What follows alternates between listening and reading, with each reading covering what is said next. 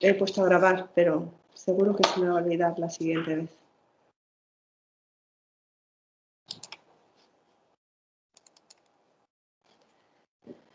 Bueno, pues, ¿qué os voy a contar aquí? Pues os voy a contar cómo es el Finisterrae, cuál es su arquitectura, cómo se compila y ejecuta códigos en él y cómo vamos a hacer para tomar medidas de rendimiento, porque al final de lo que se trata es de que seamos capaces de paralizar códigos, aplicaciones y que podamos ver que el tiempo de ejecución mejora, ¿no?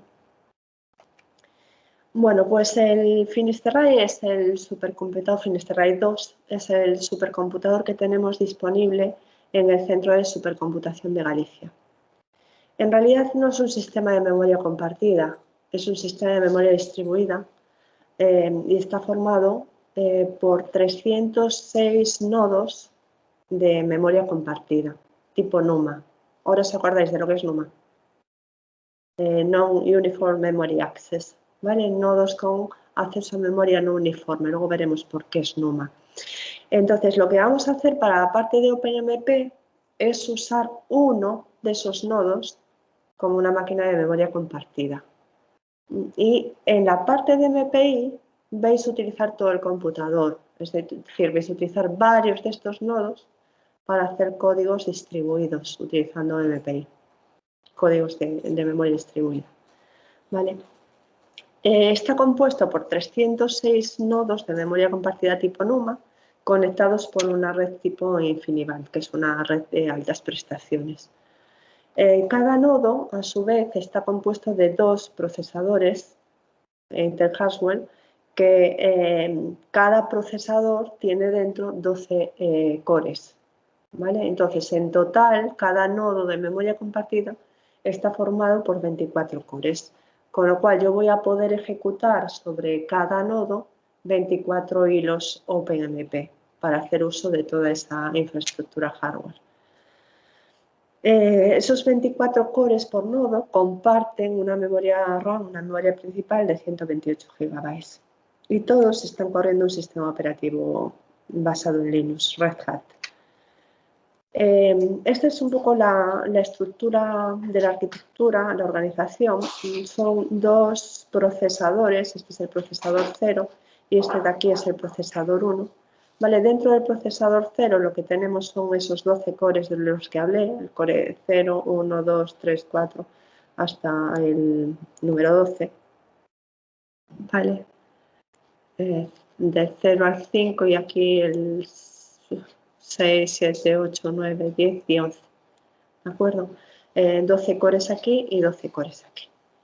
Como veis, como son dos procesadores diferentes, cada procesador tiene en realidad una memoria de 64 GB. Entonces, esta memoria de 64 GB se accede directamente a través de este controlador de memoria, pero también el procesador 1 puede acceder a esa zona de memoria a través de este path. ¿Vale? Por eso es una máquina NUMA. Si yo tengo datos almacenados aquí y los quiero acceder desde cores de este procesador, el acceso será más rápido porque será directamente a través del controlador de memoria. Pero si yo tengo datos aquí y los quiero acceder desde este procesador, también los puedo acceder. Es una máquina de memoria compartida, comparten esa memoria, los puedo acceder, pero tardo más en acceder a esos datos. Por eso es NUMA. Es más rápido acceder a los datos de mi memoria que a los datos de la memoria del otro procesador. ¿Vale?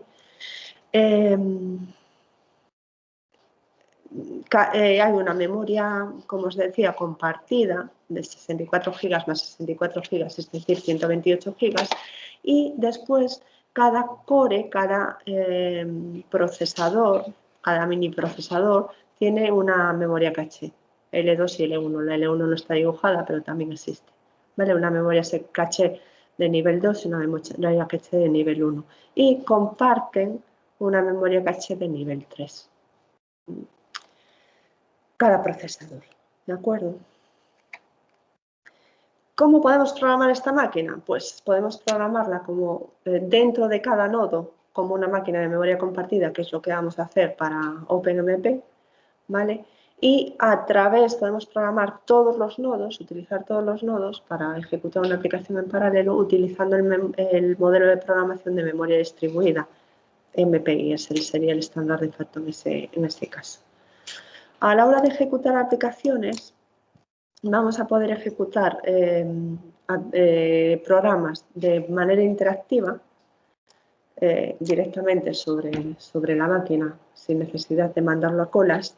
En ese caso tenemos ciertas limitaciones, solamente vamos a ejecutar dentro del mismo nodo, es decir, solo vamos a poder ejecutar los 24 cores como mucho.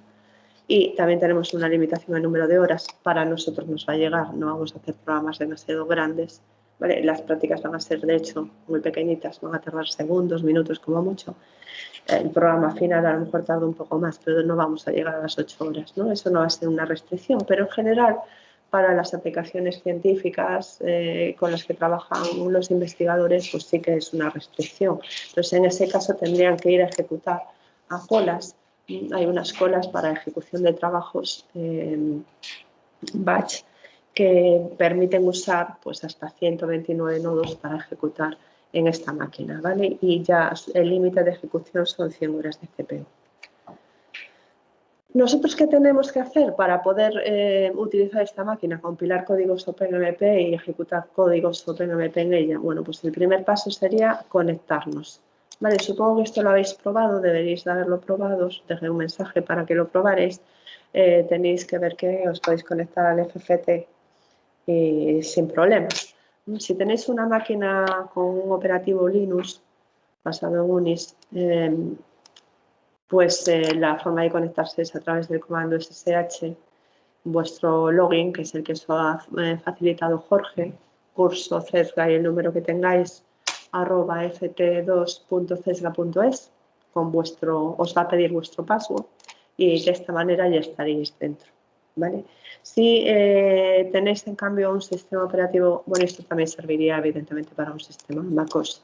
Si tenéis un sistema basado en Windows, pues en ese caso yo no tengo ni idea de cómo hay que hacer para conectarse porque no tengo Windows, no trabajo en Windows, pero tenéis información en esta página de CESGA sobre qué deberéis de hacer para conectaros a través de un sistema operativo Windows. En cuanto a la conexión directa, si hacéis una conexión directa por SSH dentro de una red de la universidad, tanto la Universidad de Coruña como la de Santiago como la de Vigo, cualquier universidad gallega, os va a dejar conectaros sin problema. Si lo hacéis desde fuera de esa red, pues por razones de seguridad el acceso está restringido y en ese caso vais a necesitar utilizar VPN para conectaros. ¿Vale? También os ha comentado Jorge cómo a través, bueno, os ha dejado unos tutorials para ver cómo se puede hacer la conexión a través de VPN para conectaros, por ejemplo, desde casa. Si tenéis que hacer alguna práctica, no la acabáis y la tenéis que hacer desde casa o desde otro centro de trabajo, pues, o si estáis haciendo el curso a distancia, pues cómo tenéis que hacer para conectaros al Finisterrae. Una vez que os conectáis, lo que hacéis es acceder a uno de los nodos del Finisterrae, en concreto lo que se conoce como el nodo login, el nodo de entrada. Tiene varios nodos de entrada, yo creo que 2. ¿Vale? Entonces, algunas veces os conoceréis al nodo 32, por poner un número, y otras veces al 36. ¿Vale? Da lo mismo. Hay un par de nodos login en los que vais a entrar que funcionan exactamente igual uno que otro. Desde ese nodo se puede compilar y se puede editar código, se puede ejecutar programas, pero si queréis ejecutar grandes códigos que llevan mucho tiempo y utilizan muchos recursos, lo normal sería enviar a colas. Luego veremos cómo. ¿Vale? Nosotros vamos a intentar paralizar códigos y medir tiempos para ver si realmente conseguimos con nuestra paralelización reducir el tiempo de ejecución. Entonces, para medir tiempos, nosotros lo que necesitamos es estar ejecutando en los nodos de forma exclusiva para que no haya otros trabajos de otros usuarios que estén interfiriendo con el nuestro y desvirtúen nuestros tiempos de ejecución. Es decir, necesitamos recursos dedicados, ¿vale? Para eso nos vamos a tener que conectar a un nodo interactivo, no sirve un nodo de login, un nodo de entrada, un nodo login es compartido con todos los usuarios, ahí podemos estar muchos usuarios conectados al mismo tiempo ejecutando cosas. Entonces, si queremos un acceso exclusivo, si queremos medir tiempos y obtener unos resultados coherentes, vamos a necesitar conectarnos a otros tipos de nodo, o a un nodo interactivo o conectarnos a través de las colas, accesos, acceder a nodos a los que tengamos acceso de forma exclusiva. Bueno, una vez dentro del Finisterrae, lo primero que vamos a tener que hacer es, si tenemos códigos OpenMP, es compilarlos. Vale, ellos tienen diferentes compiladores instalados, tienen también el compilador de Intel, pero por no complicarnos, lo que vamos a hacer es utilizar el compilador de GCC. En GCC también tienen instaladas varias versiones. El que está instalado por defecto, podríamos cargar otras versiones y utilizar otras versiones, pero el que está instalado por defecto y es el que vamos a usar es la versión 6.40.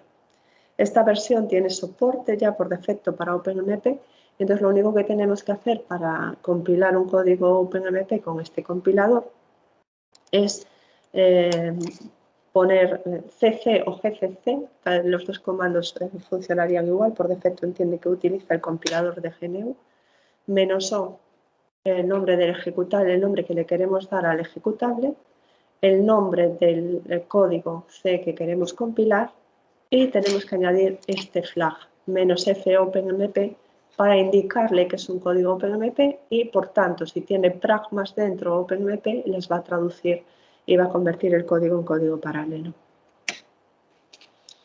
Una vez que tenemos el código compilado y hemos generado nuestro ejecutable, el siguiente paso sería ejecutarlo. Entonces, para ejecutarlo tenemos tres opciones. La opción más sencilla sería ya directamente dentro del nodo login. Podemos hacerlo, podemos ejecutar en el nodo login, es uno de los nodos del Finisterrae, es igual al resto de nodos, pero el problema es que son nodos compartidos. ¿Vale? Entonces, para pruebas donde no necesitamos hacer una medida exhaustiva o muy precisa del tiempo, nos sirve. Nosotros podemos compilar y ejecutar ahí sin ningún problema para pequeñas pruebas. También nos sirve para desde ahí enviar a colas. Ahora, ya si queremos ejecutar un programa que tarda un cierto tiempo y queremos medir el tiempo de ejecución de una forma fiable, esto no nos sirve porque son recursos compartidos y va a haber otros usuarios que estén ejecutando código y van a interferir en nuestros tiempos de ejecución, ¿vale? Entonces, para medir tiempos de ejecución necesitamos recursos dedicados. En este caso tenemos dos opciones, utilizar los nodos de ejecución interactivos o utilizar ejecución batch, colas, ¿vale? Los nodos de ejecución interactivos es simplemente que yo también ejecuto sobre la marcha en el nodo directamente, pero me tengo que conectar primero a un nodo de ejecución interactivo. Entonces, ¿cómo lo hago?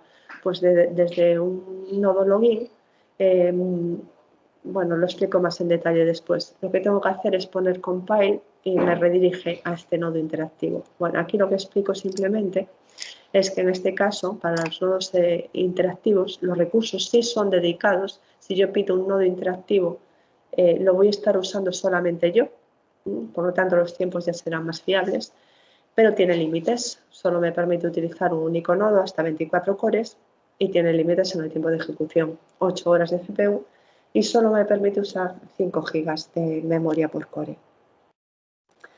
Por defecto, si no especifico el número de cores que quiero, por defecto me va a asignar solamente uno. Luego vemos cómo le solicito cuántos cores quiero. Y después tenemos las colas.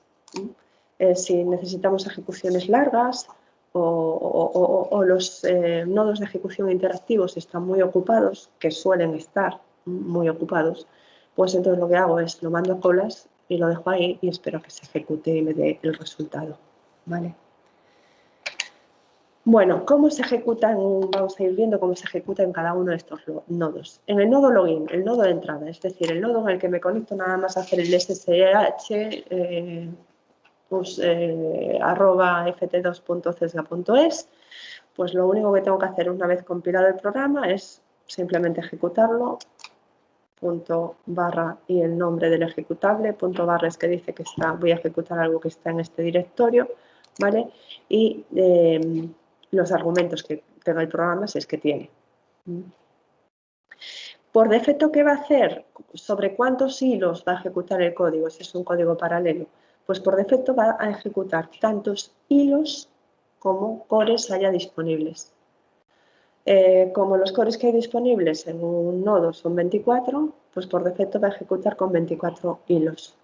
¿Vale? Si yo quiero cambiar el número de hilos por defecto, pues a través de la variable de entorno, OMP nullThreads. Entonces, antes de ejecutar, ¿qué hago? Pues especifico el número de hilos que quiero usar. Por ejemplo, export OMP nullThreads igual a 4, digo que se va a ejecutar con 4 hilos y a continuación ejecuto.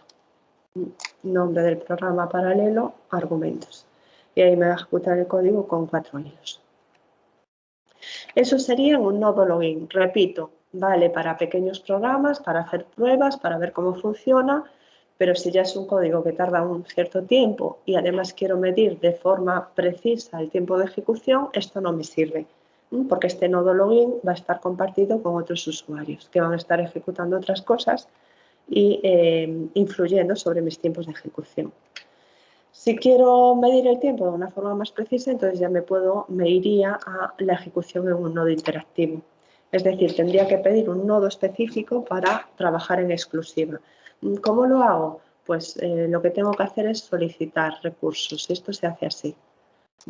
Se escribe compute -c y el número de cores que quiero. ¿Vale? Como mucho me da 24, me da un nodo completo. Podría ser compute -c24 y elijo, estoy pidiendo 24 cores en exclusiva. O compute -c2 y pido 2 cores para utilizar solamente yo y ejecutar un código. ¿Vale? Y a continuación, esto lo que hace es como hacer un SSH a otro nodo. Me redirecciona, se conecta a otro nodo, a un nodo interactivo donde voy a tener yo un acceso exclusivo. Y ahí ya puedo volver a ejecutar el código, simplemente pues ejecutable argumentos. ¿De acuerdo? Lo mismo, si quiero cambiar el número de hilos, utilizo la variable de entorno MP nullThreads y ejecutaría. La ejecución interactiva es cómoda porque en el momento pido recursos y puedo, una vez que me da ese nodo, tengo ese nodo, esos cores disponibles para mí, puedo hacer diferentes pruebas sobre ese nodo interactivo sobre la marcha, sin esperar a enviar a colas y recibir el resultado. Inconveniente, pues que no siempre están disponibles. Y cuando nos pongamos a hacer prácticas, como vamos a trabajar todos juntos y en paralelo, pues probablemente os encontréis con que es casi imposible conseguir un nodo de ejecución interactiva porque vais a estar todos vosotros compitiendo por los recursos. Probablemente desde casa a otras horas os sea más sencillo. Pero para hacer pequeñas pruebas, nodo login, para ver que todo funciona, que compila, que ejecuta y que da resultados correctos. El nodo login es suficiente, aunque sea compartido. Y luego ya si queréis sacar tiempos de ejecución, a colas. ¿De acuerdo? Vamos a ver cómo se ejecuta en colas. La ejecución en colas es que, bueno, pues dentro de todos los nodos que tiene el Finisterrae han creado un conjunto de colas con los nodos, de forma que los trabajos piden acceso a esos nodos y se van ejecutando pues, por orden de prioridad. ¿Vale? Para poder ejecutar en colas, lo que tengo que hacer primero es escribir un fichero, base scripts, con las instrucciones de cómo quiero ejecutar ese programa. Todos los ficheros de ejecución para colas tienen que acabar con un .sh, ¿vale? Por ejemplo, un .sh o como le queráis llamar. ¿Y cómo ejecuto un trabajo en colas? Lo que tengo que hacer es lanzar ese script. El script va a tener orden, luego vamos a ver qué tiene por dentro, ¿vale? Pero la orden sería lanzar a colas, sería sbatch run.sh, que lo que hace es enviar a colas ese conjunto de comandos. ¿vale? La respuesta a esta orden sería que yo pues acabo de enviar a Colas un trabajo y me da de vuelta un identificador, un número asociado a ese trabajo, ¿vale? El trabajo se va a ejecutar como en background y toda la salida que en principio me salía por pantalla, pues lo que va a hacer ese trabajo es almacenarla en un fichero de salida.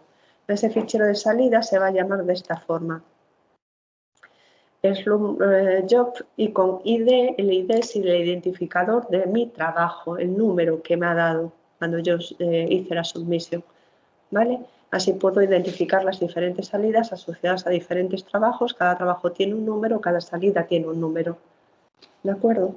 Punto out. Bueno, esto es un ejemplo de script.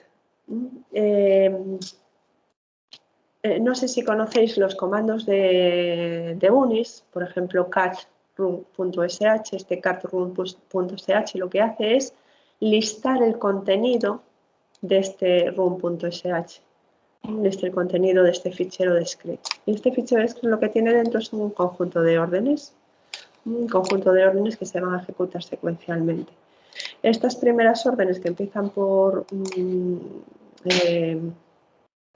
de sostenido son como órdenes de configuración, ¿vale? Por ejemplo, dice que se va a ejecutar en un nodo un trabajo con 24 cores y que va a durar 10 minutos. Lo que está en azul, estas dos, esto es opcional, no necesito decirlo. Por defecto se entiende que es un nodo y un único trabajo. Y es lo que vamos a hacer siempre en OpenMP. En MPI ya es otra cosa, ya a lo mejor ya se utilizan varios nodos, es que especificarlo, o puedo enviar varios trabajos al mismo tiempo, pero aquí siempre vamos a usar un nodo y un único trabajo. Por lo tanto, esto, que por defecto ya es así, no necesitaríamos especificarlo, es opcional. Lo que sí vamos a necesitar especificar es cuántos cores voy a usar en ese trabajo. Si yo, por ejemplo, quiero ejecutar un trabajo paralelo con 8 hilos, pues voy a necesitar 8 cores, ¿vale? Entonces ahí pondría batch -C8. Si quiero ejecutar un trabajo con 16 hilos, pues pediría 16 cores, ¿vale? Y también tengo que especificar una estimación del tiempo de ejecución.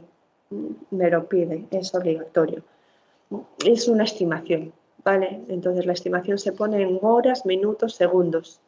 Y en este caso pues estoy diciendo que va a durar 10 minutos. Siempre tenemos que hacer una estimación por lo alto, sin pasarse mucho, porque por lo alto, porque si llegan los 10 minutos y no ha acabado nuestro trabajo, el sistema de colas lo interrumpe y lo aborta, ¿vale? Entonces no llegaremos a ver la salida.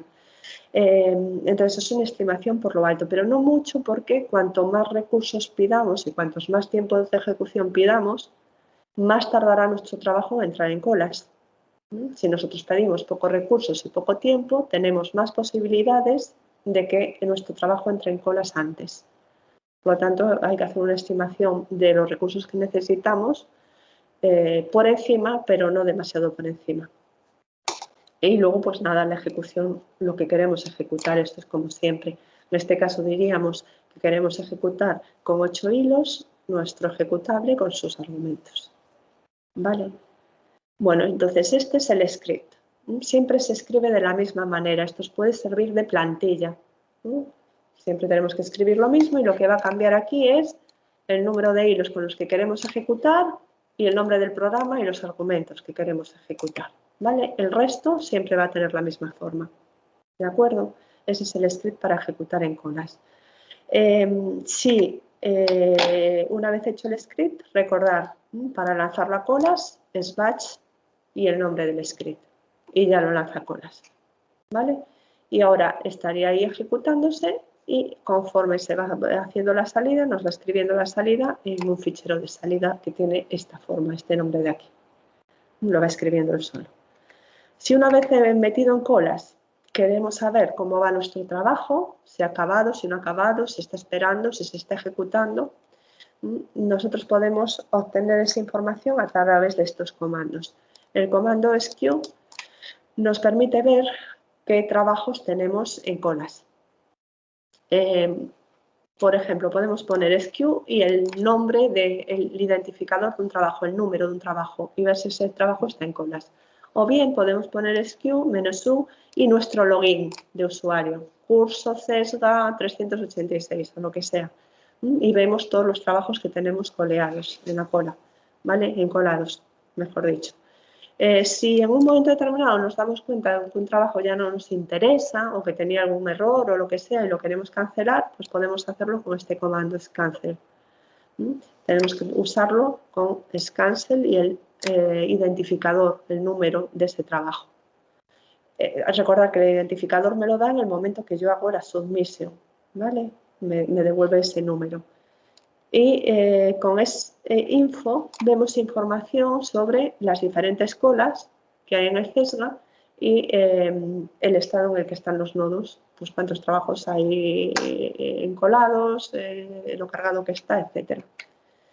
En cuanto a las colas, bueno, pues tenemos diferentes colas para trabajar. Por defecto, si no especificamos en qué cola queremos enviar, nos va a enviar a esta cola que se llama ThinShared. Y en esta cola los nodos son compartidos, ¿vale? Entonces tendríamos el mismo problema que los nodos login. Son nodos compartidos que para medir tiempos de ejecución no es lo más adecuado. Tenemos otros nodos, otras colas que sí nos dan acceso exclusivo a los nodos, que es la thin nodes y lo que le llaman cola corta, ¿vale? En la cola thin nodes tenemos 222 nodos exclusivos para usar, nosotros de cada vez solo vamos a usar uno, y en la cola corta hasta 48, hay 48 nodos del Finisterrae puestos ahí para usar en la cola corta. ¿Por qué se llama cola corta? Bueno, porque esta solo nos sirve para ejecutar trabajos cortos, hasta 4 horas de ejecución. A nosotros nos llega, ningún trabajo va a durar más que 4 horas, ningún trabajo va a llegar a 4 horas, entonces podemos ejecutar tanto en la cola corta como en los thin nodes, como en el ThinShared para hacer pruebas si queréis, ¿vale? Entonces, si nosotros queremos ejecutar en una determinada cola, lo tenemos que especificar con el flag -p para indicar la partición, -p y la cola en la que queremos ejecutar. Si no indicamos nada, si simplemente ponemos batch run.sh, pues va a la cola por defecto, que es esta aquí, ¿vale? Si queremos que vaya a una cola concreta, pues lo añadimos aquí a qué cola queremos que vaya. Podemos especificar más de una cola, para que así la primera cola en donde haya hueco me mete el trabajo, quizás lo más adecuado, lo más recomendable para que nuestro trabajo se meten a ejecutar lo antes posible. Podríamos poner esto, por ejemplo, -p, thin nodes, ThinShared o -p, thin nodes, coma, cola corta. Y entraría en cada una de estas colas, bueno, en la primera que estuviese disponible para ejecutar. Alguien ha abierto el micro y se escucha ruido. ¿Podéis revisar, por favor?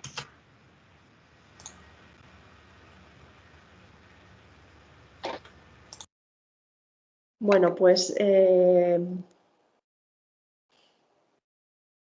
resumiendo, ¿os acordáis? Teníamos 3 modos de ejecutar. En el nodo login, nodos compartidos, nodo login, el primer nodo en el que entramos, ¿vale? Ejecutando directamente, pero es un nodo compartido con otros usuarios.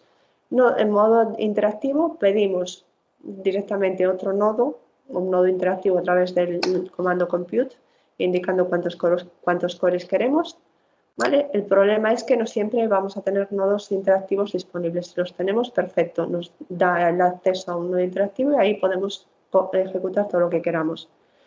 Y si no, tenemos colas. Para ejecutar colas, el comando es batch y un script. El script siempre tiene esta forma, ¿vale? Esta forma de aquí. ¿De acuerdo? Es copiar un poco esta estructura. Y para ejecutar en colas, podemos elegir la cola en la que queremos ejecutar. Tenemos thin nodes, cola corta y por defecto el ThinShared. Vale, pues ahora que ya sabemos compilar y ejecutar, si vamos a ejecutar programas en paralelo y queremos saber si el programa va mejor o peor que antes, Lo que necesitamos es saber el tiempo de ejecución del código secuencial y el tiempo de ejecución del nuevo código paralelo. Para eso podemos emplear el comando time, ¿vale? Es un comando de los sistemas UNIX, y como el Finisterrae tiene un sistema basado en UNIX, pues también lo tiene, ¿vale? Y simplemente time y el ejecutable lo que hace es darnos los tiempos de ejecución de ese ejecutable. Nos salen 3 tiempos, el real, del usuario y del sistema. El tiempo de usuario va a ser la suma de los tiempos de ejecución de cada una de las CPUs. Entonces, eso en realidad no es un tiempo real, no es el tiempo que tarda el programa en ejecutarse desde que empieza hasta que finaliza, porque los diferentes CPUs están trabajando en paralelo, ¿vale? El tiempo no es la suma de eso. En todo caso, sería el máximo de eso, ¿de acuerdo? Entonces, cuando estamos trabajando con códigos, pues este es el user, perdón, el user sería eso.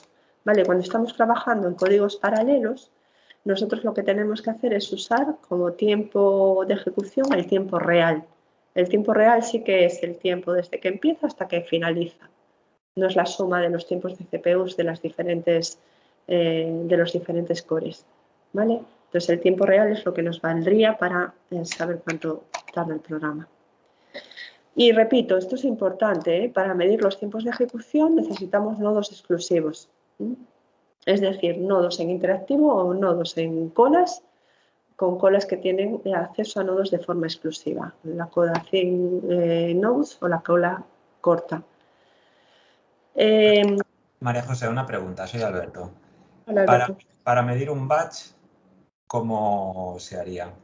¿Se pone el comando con el time en el run sh o...? Sí, igual. Tú a la hora de ejecutar, aquí en el run sh, en vez de poner simplemente .program arguments, pondrías time.program arguments y ejecuta tal cual lo que le estás diciendo.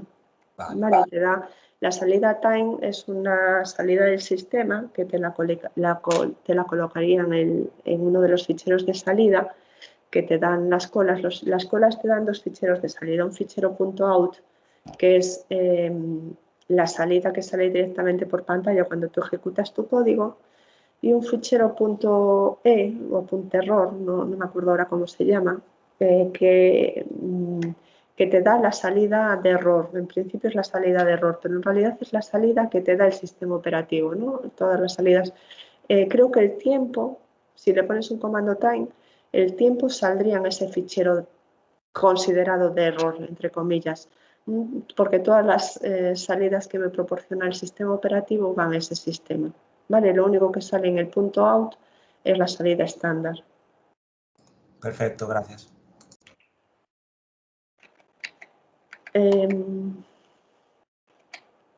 Vale, os decía, como va a haber algunas, si nosotros ejecutamos varias veces un código paralelo, va a haber algunas diferencias en los tiempos de ejecución. ¿Vale? Es prácticamente imposible que en 2 ejecuciones consecutivas el tiempo sea el mismo. Entonces, ¿qué vamos a hacer para especificar cuál es el tiempo que tarda nuestro código? Pues vamos a repetir la ejecución varias veces.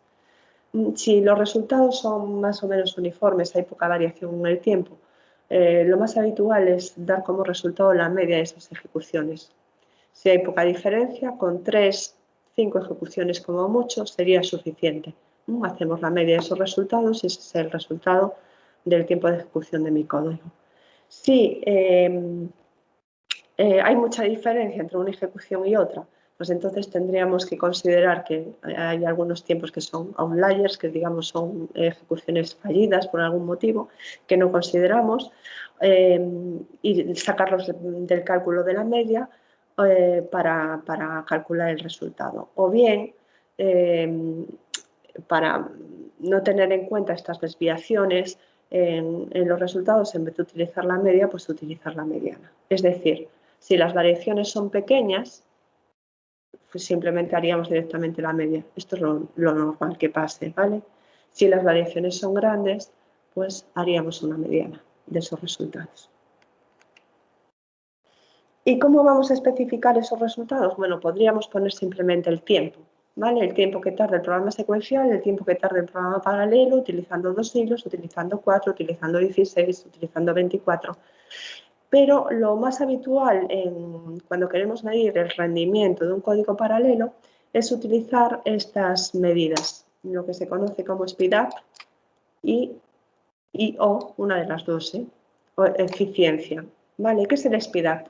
Pues el speedup es la aceleración que conseguimos, la aceleración que consigue el código paralelo con respecto al secuencial. ¿Y cómo se mide? Pues se mide dividiendo el tiempo del código secuencial entre el tiempo del código en paralelo. Entonces, si nosotros, por ejemplo, estamos ejecutando con 4 hilos, nosotros en el caso ideal, lo que nos gustaría es que el código fuese 4 veces más rápido, porque estamos ejecutando utilizando 4 procesadores, ¿vale? Entonces, la aceleración ideal sería 4, el tiempo del secuencial dividido entre el tiempo paralelo, que sería 4 veces más pequeño. Realmente es prácticamente imposible que consigamos un speedup ideal porque evidentemente al paralizar un código tenemos ciertas sobrecargas, entonces no se van a conseguir esos valores. Pero cuanto más se acerque a ese valor ideal, pues mejor. Otra forma de medir el rendimiento es utilizando lo que se conoce como eficiencia, que es la eficiencia en el uso de los recursos, cómo de bien estamos empleando todo ese hardware adicional. La eficiencia sería el speedup entre el número de procesadores y multiplicado será en porcentaje, multiplicado por 100. Eso quiere decir que si yo, por ejemplo, estoy utilizando 4 procesadores y los estoy utilizando perfecto, en plan, estoy usando todo ese hardware a tope siempre, pues lo que tendría que conseguir es un 100% de eficiencia. En ese caso, si estoy utilizando esos 4 procesadores a tope siempre muy bien y utilizando todo ese hardware al 100% de rendimiento, el speedup debería de ser 4. 4 entre el número de procesadores, que son 4, sería 1, por 100, 100% de eficiencia. ¿Qué pasa en realidad? Que con 4 procesadores lo normal no es que consigan un speedup de 4, sino de 3 y pico, ¿no? Y entonces dividido entre 4 ya me sale otro porcentaje diferente, que puede ser un 90, un 80, un 70, etc. ¿Vale? La eficiencia en el uso de los recursos. Por ejemplo, imaginaros que el código secuencial tarda 100 segundos, ¿vale? Y vamos a ejecutar un código paralelo que hemos paralizado con OpenMP sobre 15 CPUs, con 15 hilos, sobre 15 cores. Y el tiempo que tarda en ese caso son 12 segundos, ¿vale? Ese es el tiempo con 15 CPUs. ¿Cuál sería en ese caso el speedup y cuál sería en ese caso la eficiencia? Bueno, pues el speedup simplemente sería dividir el tiempo secuencial entre el tiempo en paralelo, nos sale 8,3. El ideal sería 15, si utilizamos 15 procesadores esperaríamos una aceleración de 15, pero en realidad estamos obteniendo 8,3. La eficiencia pues claramente no va a ser el 100%.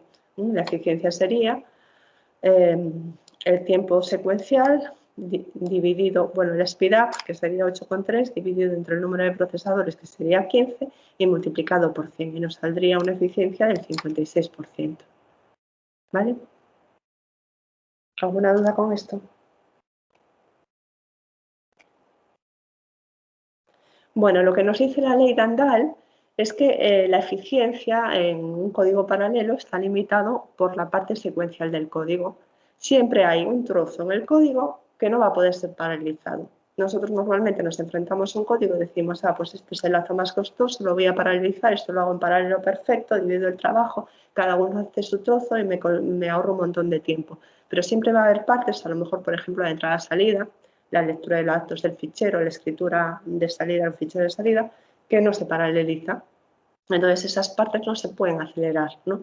Y esas partes van a acabar limitando el rendimiento paralelo del código. Eso es lo que dice la ley Tandal. Por ejemplo, imaginaros un código donde pues, hay un 20% de ese código que no se puede paralelizar, pues porque es entrada-salida, porque hay dependencias, por lo que sea, ¿vale?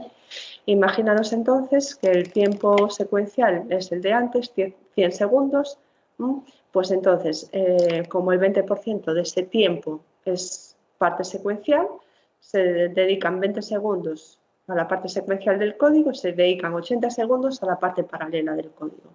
Si yo ejecuto esto en paralelo, solo voy a poder reducir el tiempo de la parte paralela. el tiempo de la parte secuencial siempre va a ser el mismo, porque no lo puedo paralelizar. Entonces, usando P-procesadores, el tiempo paralelo sería 80, que es la parte paralela, partido por P, más la parte secuencial sobre la que no puedo hacer nada. Por mucho que yo aumente P, hay un límite en ese tiempo de ejecución. Cuando P tiende a infinito, 80 partido por P tiende a 0 y el tiempo tiende a 20.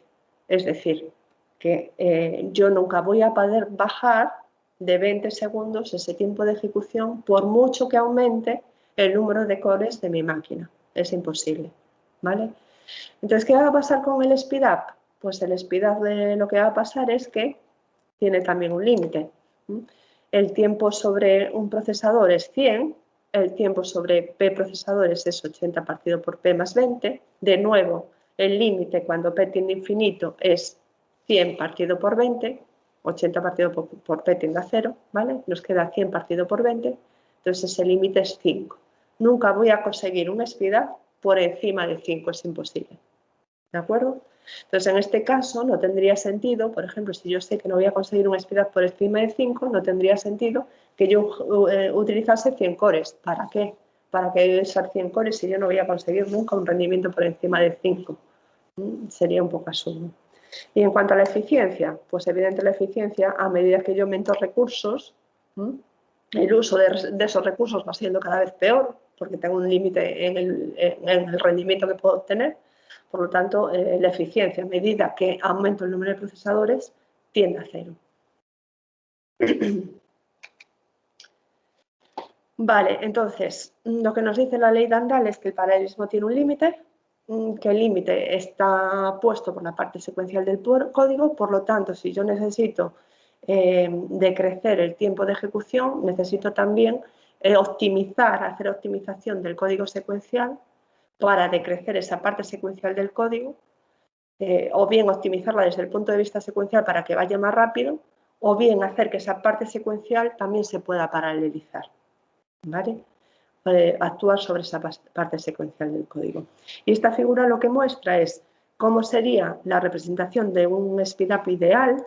En el caso ideal, con 50 hilos, obtengo speedup 50 y con 250, 250, es una línea recta, ¿vale? Pero lo que ocurre en realidad siempre es un comportamiento como este. Se va curvando, cada vez obtengo un speedup relativamente peor a medida que aumento el número de recursos. Bueno, aparte de la parte secuencial del código, que evidentemente afecta al rendimiento, hay otros factores que también afectan al rendimiento, como son el coste de las comunicaciones. En el caso de memoria compartida, las comunicaciones se realizan a través de la escritura y la lectura de variables de memoria compartida, que es la forma en la que tenemos de comunicar datos entre los diferentes hilos. En este caso, recordar que si tenemos una máquina NUMA, los accesos a memoria remota siempre son más caros que los accesos a memoria local, ¿vale? Y en el caso de memoria distribuida, que aún no habéis estudiado a fondo este paradigma, lo vais a ver en la siguiente parte como MPI, los mensajes, la comunicación es a través del envío y recepción de mensajes, y esos mensajes se envían y se reciben a través de la red de interconexión. Entonces, depende mucho de cómo sea el comportamiento o la eficiencia de esa red, de cuál es su latencia y cuál es su ancho de banda, ¿vale? Otros factores que afectan los tiempos de espera. Cuando nosotros ejecutamos algo en paralelo, a lo mejor un procesador tarda menos que otro en ejecutar su parte y tiene que esperar a que el otro acabe para saber su resultado y poder continuar. Esos tiempos de espera hacen que alguno de los procesadores esté ocioso, no esté usando todo su potencial aprovechando todo su potencial para ejecutar código, por lo tanto eso influye en el speedup y en la eficiencia que nosotros vamos a obtener. El objetivo será siempre intentar minimizar esos tiempos de espera. ¿Y a qué se deben esos tiempos de espera? Pues muchas veces se deben a temas de balanceo de carga. Cuando yo reparto el trabajo entre los diferentes procesadores, tengo que intentar distribuir ese trabajo de la forma más igualitaria posible para que todos tarden más o menos lo mismo en ejecutar su trozo de código. Porque si no hago eso, uno va a acabar más rápido y va a tener que estar esperando por el resto y se van a producir esos tiempos de espera. Por lo tanto, el balanceo de la carga es importante. Vale, con esto ya podéis hacer los labs. Entonces, lo que vamos a hacer primero es el primer lab. Ahora os voy a mostrar los enunciados de los labs y qué es lo que tenéis que hacer. ¿Vale? Pero antes de empezar a hacerlos, aunque los primeros son simplemente de toma de contacto para que veáis cómo se ejecutan el Finisterrae, cómo se compila y se ejecuta en nodos interactivos, en nodos login y en nodos y por colas, quiero remarcar esto que pongo aquí, recomendaciones, ¿vale? Cuando ya tengáis que hacer códigos en paralelo y mandarme los resultados que obtenéis, como habéis hecho ese código paralelo, los resultados que obtenéis, acordaros siempre de chequear que vuestro código paralelo es correcto, ¿vale? ¿Cómo se chequea esto? Bueno, pues siempre obtener una referencia del código secuencial de cuáles son los resultados que salen en el código secuencial y compararlos con las ejecuciones en el código paralelo utilizando diferente número de hilos y varias veces, ¿no? Porque algunas veces os puede salir bien de forma, digamos, de casualidad, pero a lo mejor no es correcto, no tenéis las variables bien definidas y unas veces os sale una cosa y otras veces os sale otras. Entonces, ese sería el primer paso, chequear que esos resultados son correctos. En el caso de programas que generan una salida grande, por ejemplo, matrices, muchos arrays, y lo escriben a un fichero, por ejemplo, existe un comando UNIS que es muy útil para comparar resultados, que se llama diff, D-I-F-F, que me permite comparar un fichero con otro, diff, fichero 1, fichero 2, y lo que hace es ver si esos dos ficheros son iguales.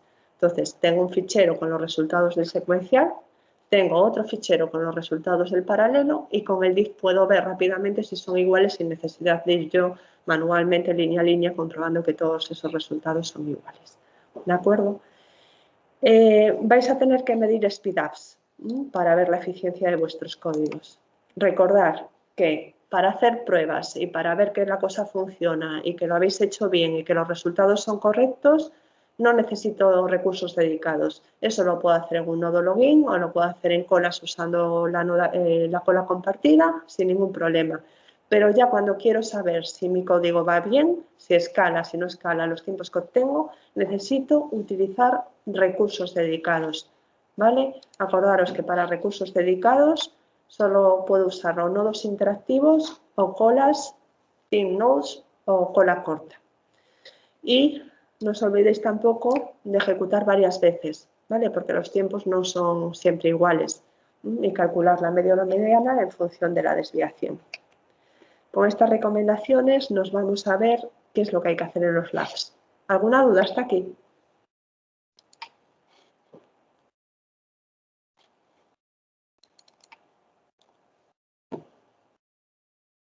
Sí, me pregunta Iñaki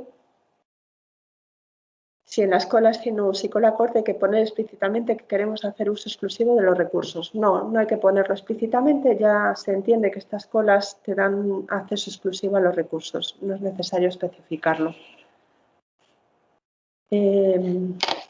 Vale, este documento, esto es Lab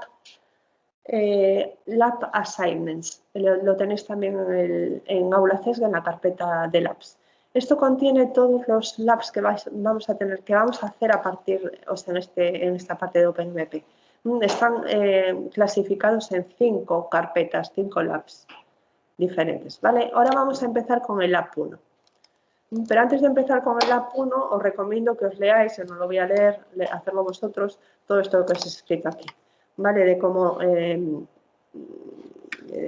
conectarse al Finisterrae, dónde están los códigos con los que tenéis que trabajar, porque en todos los casos vamos a trabajar con programas que ya están escritos en C, vosotros no vais a tener que escribirlos de cero, y sobre esos códigos escritos en C lo que vais a tener que hacer es añadir directivas o añadir llamadas a la librería y ejecutar con diferentes variables de entorno, ¿vale? No vais a tener que escribir el código de principio a fin.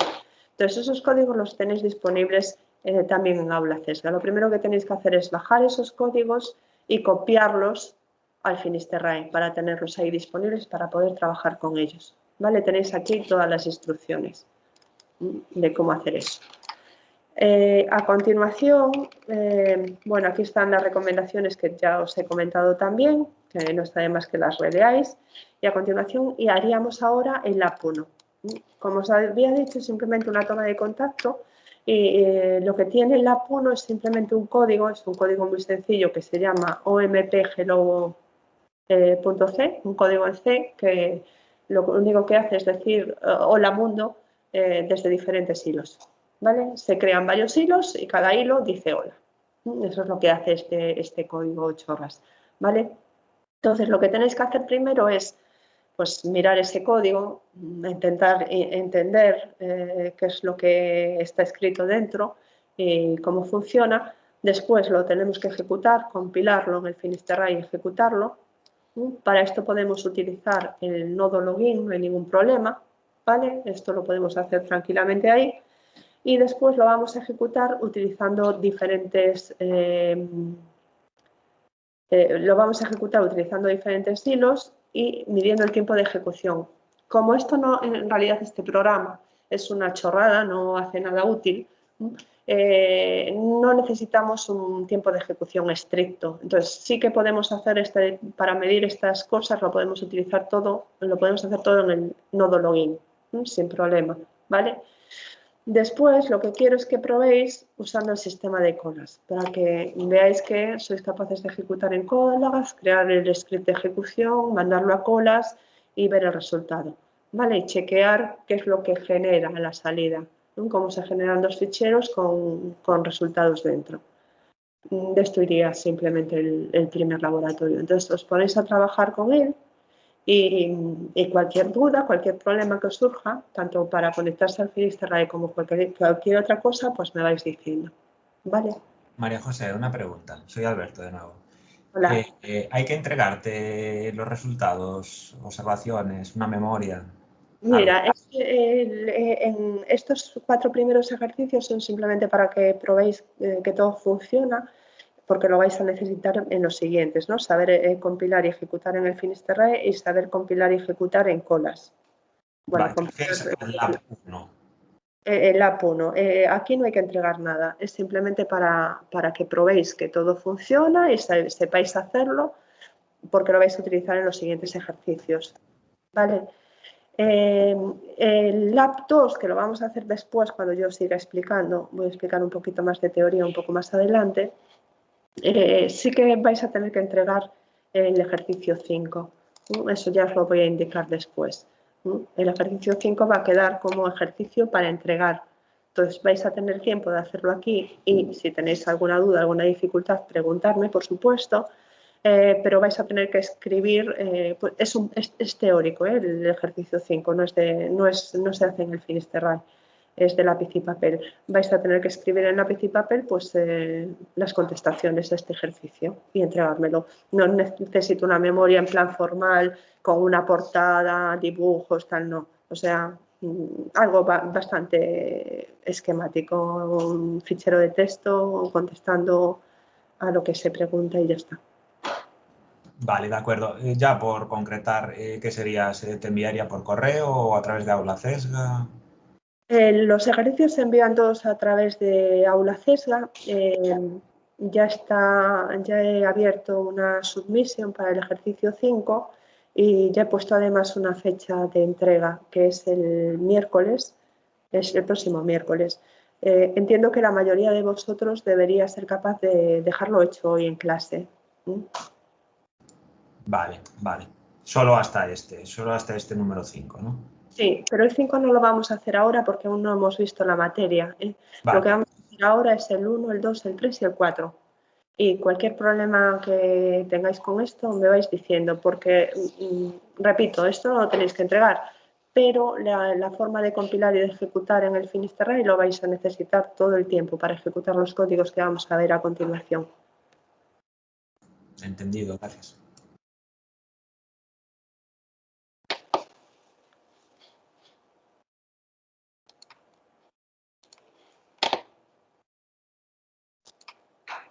Voy a detener la grabación mientras trabajáis sobre esto, ¿vale?